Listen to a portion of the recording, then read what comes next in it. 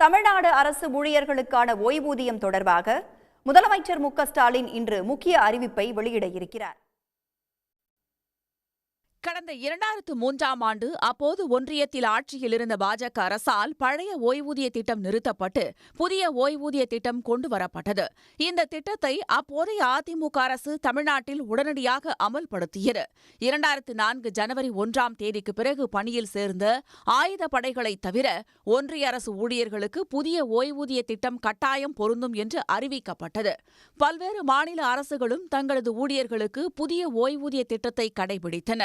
இருப்பினும் இமாச்சல பிரதேசம், ராஜஸ்தான், மேற்கு வங்கம், ஜார்க்கண்ட், சத்தீஸ்கர், பஞ்சாப், கர்நாடகம் ஆகிய 7 மாநிலங்களில் பழைய ஓய்வூதிய திட்டமே நடைமுறைப்படுத்தப்பட்டு வருகிறது.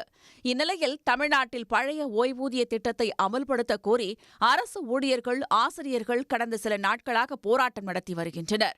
மறுபுறம் ஓய்வூதிய திட்டங்கள் தொடர்பான இறுதி அறிக்கையை முதலமைச்சர் மு.க.ஸ்டாலினிடம் தமிழ்நாடு அரசு அமைத்த மூத்த IAS அதிகாரி ககன்தீப் சிங் பேடி குழு சமர்ப்பித்துள்ளது.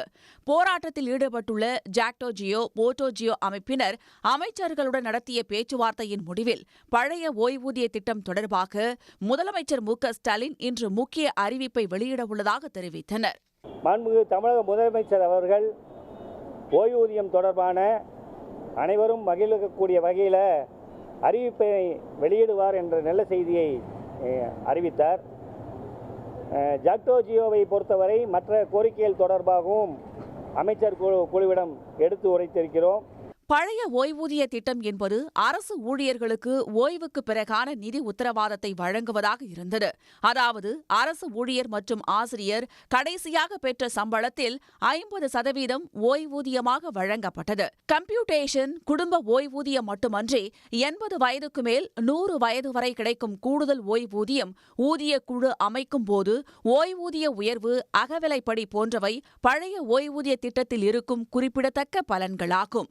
ஆனால் புதிய ஓய்வூதிய திட்டத்தில் தொழிலாளர்கள் தங்களது சம்பளத்திலிருந்து பங்களிக்கும் தொகை சந்தையுடன் இணைக்கப்பட்ட பங்குகளில் முதலீடு செய்யப்படும். பணி ஓய்வுக்கு பிறகு ஊழியர் ஓய்வூதிய தொகையில் ஒரு பகுதியை மட்டுமே மொத்தமாக பெறலாம் என்றும், மீத தொகைக்கு முதிர்ச்சியின் போது 60% வரி விலக்கு அளிக்கப்படும், மீதமுள்ள 40% வரிக்கு உட்படும் ஆகிய கெடுபிடிகள் உள்ளதாக கூறி எதிர்ப்பு தெரிவிக்கின்றனர். மேலும் விருப்ப ஓய்வு விவகாரத்தில் உள்ள விதிக்கும் கடும் எதிர்ப்பு தெரிவித்துள்ளனர். இதனிடையே ஒன்றிய அரசு நடப்பாண்டில் ஒருங்கிணைந்த ஓய்வூதிய திட்டம் என்ற புதிய ஓய்வூதிய திட்டத்தை செயல்படுத்த உள்ளது. உடனுக்குடன் செய்திகளை தெரிந்து கொள்ள சன் நியூஸ் பெல் ஐகானை கிளிக் பண்ணுங்க.